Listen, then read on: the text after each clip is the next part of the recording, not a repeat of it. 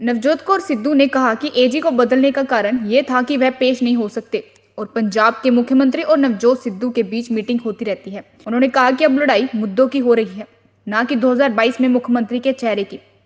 उन्होंने कहा कि विरोधी इस समय रो रहे हैं, प्राइवेट बस अब बंद हो रही है, पहले ऐसे कभी नहीं हुआ था। अब पंजाब के मुख्यमंत्री सड़क पर रुक जाते हैं, काम हो रहे हैं, इसलिए विरोधियों को तकलीफ हो रही है। उनका कहना है कि कप्तान साहिब आम आदमी पार्टी के नुकसान करेंगे और उनका साथ कांग्रेस का कोई भी कार्यकर्ता नहीं जाएगा। चन्नी मिलके चले और कैप्टन नई पार्टी ना बनाए। देखो, चन्नी जी और नवजोत सिंह सिद्धू रोज़ मिलते हैं, उनकी मीटिंग सुबह के 3-3 बजे तक चलती हैं। अगर एक बहस करना किसी चीज़ पे कि ये ज़रूरी है, पहले ये करें, ये बाद में करें, ये ज़रूरी है। एजी को बदलने का मतलब ये था कि वो सैनी साहब के लिए अपीयर हुआ है, वो हमारे लिए पेश नहीं हो सकता, तो ये लड़ाई तो लड़नी थी ना, तो एजी तो बदलना पड़ेगा। सो ये समझाने की बातें में लड़ाई नहीं होती, वो कोई रूस के नहीं बैठा, सब अपना अपना काम कर रहे हैं और रोज़ कुछ ना कुछ नया हो रहा है। दिल्ली में कत्लेआम के दोषी समझे थे जगदीश ट्रैक्टर, उनको नियुक्ति दी है, दिल्ली कांग्रेस का अध्यक्ष बनाया गया है, काफी रोष है पंजाब में। देखो, इसमें पर्सनली लो तो मुझे भी बहुत बड़ा रोष है।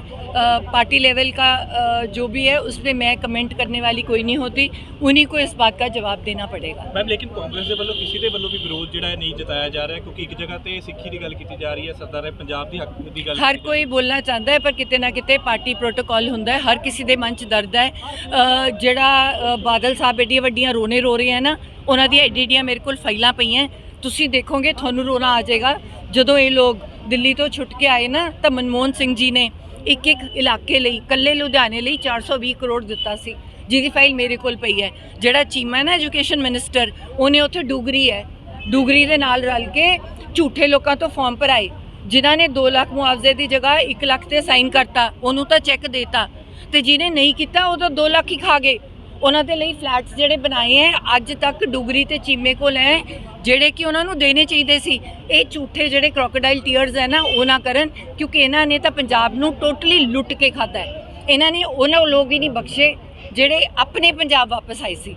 ਤੇ ਕੀ ਸੀਐਮ ਦਾ ਉਹਨੇ ਫਰਜ਼ ਨਹੀਂ ਸੀ ਬਣਦਾ ਵੀ ਦਿੱਲੀ ਤੋਂ ਜੇ ਕੋਈ ਪ੍ਰੋਬਲਮ ਹੋਈ ਹੈ, ਕੋਈ ਗੱਲ ਹੁੰਦੀ ਹੈ, ਹੋ ਜਾਂਦੇ ਰਾਈਟਸ, ਤੁਹਾਡੇ ਕੰਟਰੋਲ 'ਚ ਨਹੀਂ ਹੁੰਦੇ।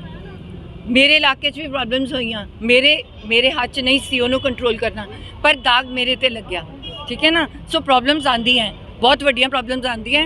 ये नहीं मतलब हुंदा कि जदों वो लोग सिख जदों इत्थे आए, तुसीं मैनूं दसो पंजाब ने उन्हां लई की कीता सिवाए उन्हां दे पैसे खाधे?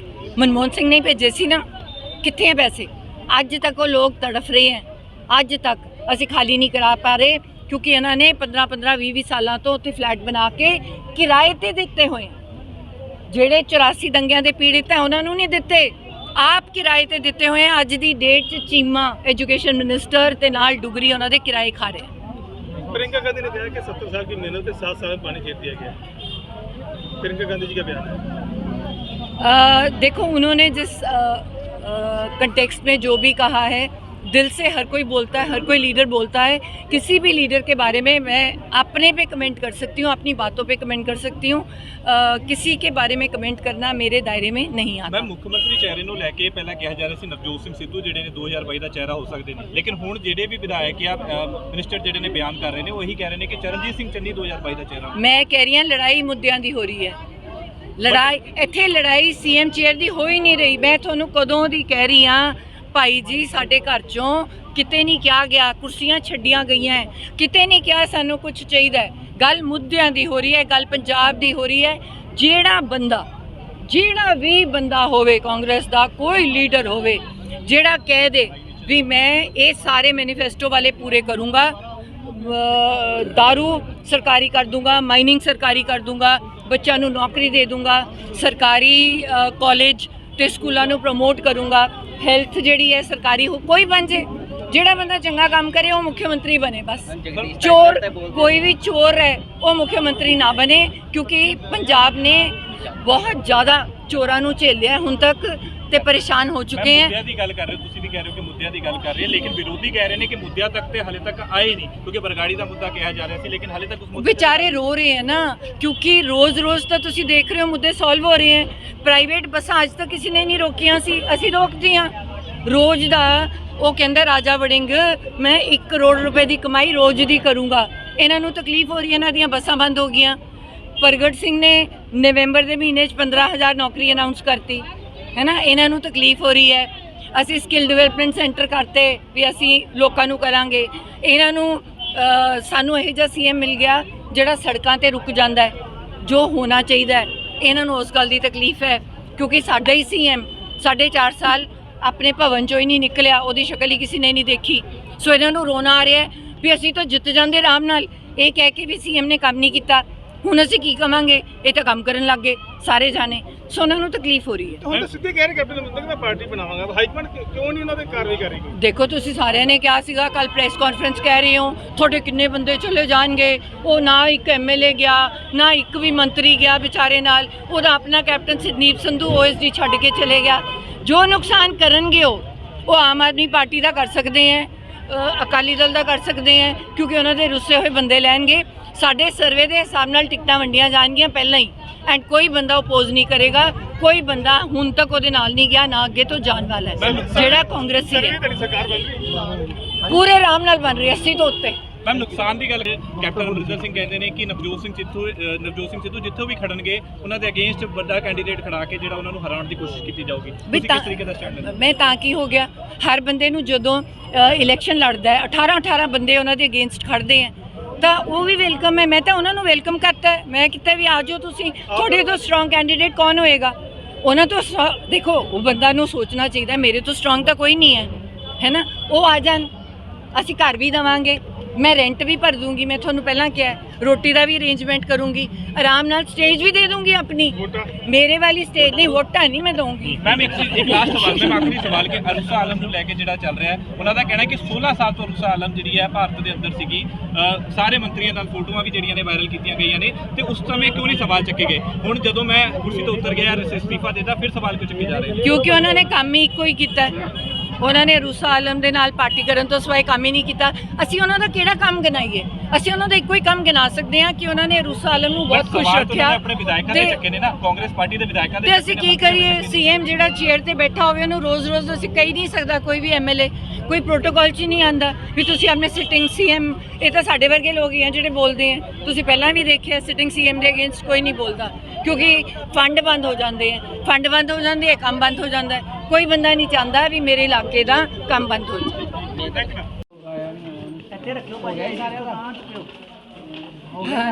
ਪੁੱਛੋ।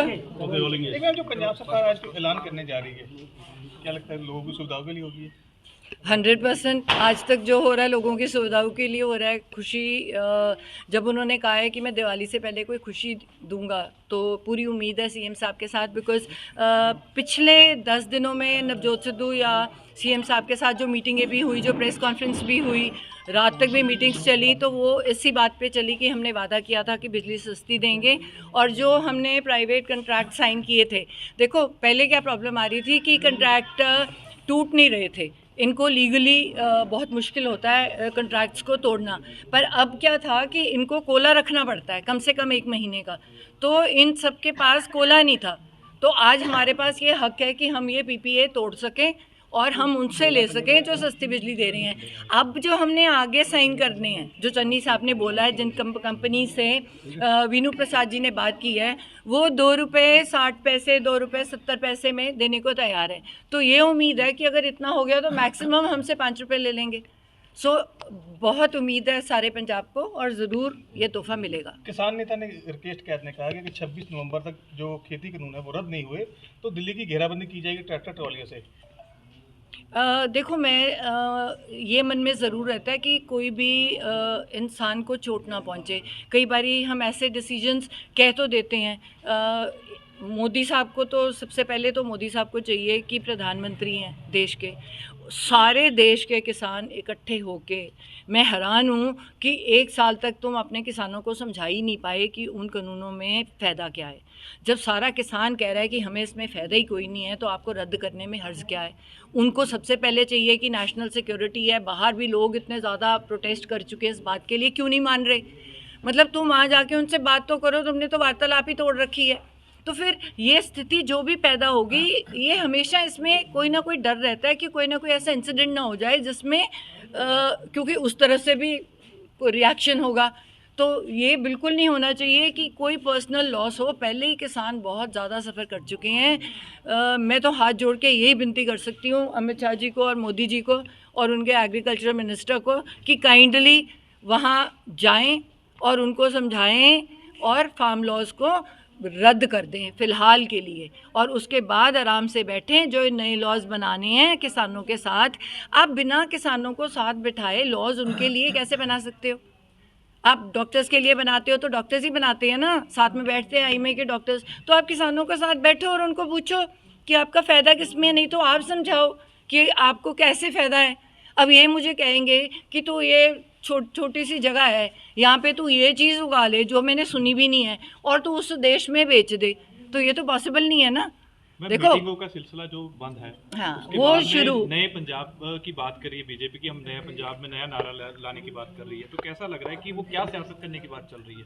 देखो बीजेपी का तो फ़िलहाल एग्जिस्टेंस ही ख़त्म है, और जितनी देर उन्होंने लगाई है तो बहुत ही दुर्भाग्यपूर्ण है। और मैं चाहती नहीं ऐसी सरकार किसी भी देश में, मैं कहती हूँ भगवान करे ऐसी सरकार कभी किसी देश में ना आए कि जहाँ पे प्रजा सालों साल बैठी हो सड़कों पे और इंसान बात करने को तैयार ना हो। तो अभी वो जो कुछ भी लेके आए, क्योंकि देखो लोगों की सरकार होती है, लोगों के चुने हुए नुमाइंदे हो तुम, और कुछ नहीं हो। तुम सरकारी नौकर भी नहीं हो कि सरकारी फीस ले रहे हो और वो कर रहे हो। लोगों के चुने नुमाइंदे हो, वैसे जैसे चढ़ाया है वैसे उतार भी देंगे, ठीक है ना। बात सुननी चाहिए किसान की। फिर तो मैं अपनी पार्टी बना रही हूँ